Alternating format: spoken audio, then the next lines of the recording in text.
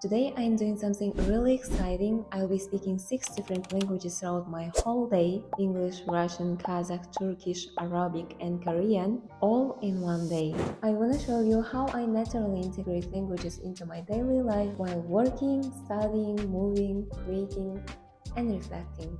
Ready? Let's go!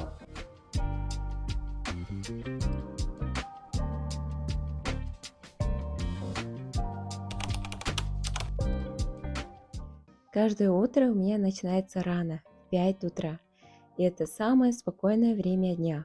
Я делаю легкую зарядку, приму душ и уход за лицом. Такие ритуалы помогают мне настроиться на продуктивный день. Пока все тихо, я могу спокойно подумать о целях на день и вспомнить, что важно. Сегодня я планирую снять контент на улице, провести уроки и успеть на занятия в мечети. День будет насыщенный.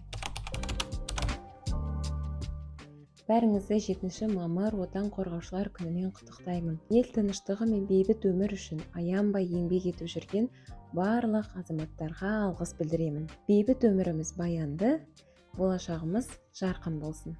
Сағат 8-де мен жұмысқа жиналамын. Киімімді дайындап, сөмкеме керек заттарды алып, жұмысқа шығамын.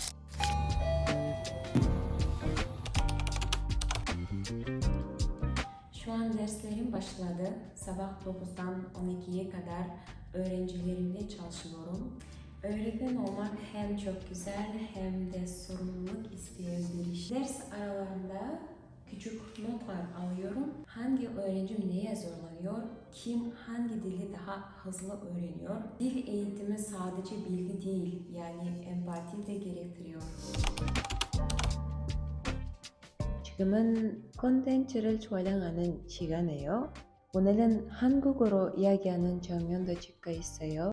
언어 콘텐츠를 만들 때 가장 중요한 것은 진심과 꾸준함이에요. أنا ذاهبة إلى المسجد. أنا أحب هذا الوقت لأنه هادي وجميل. في المسجد سأتعلم القرآن مع معلمتي.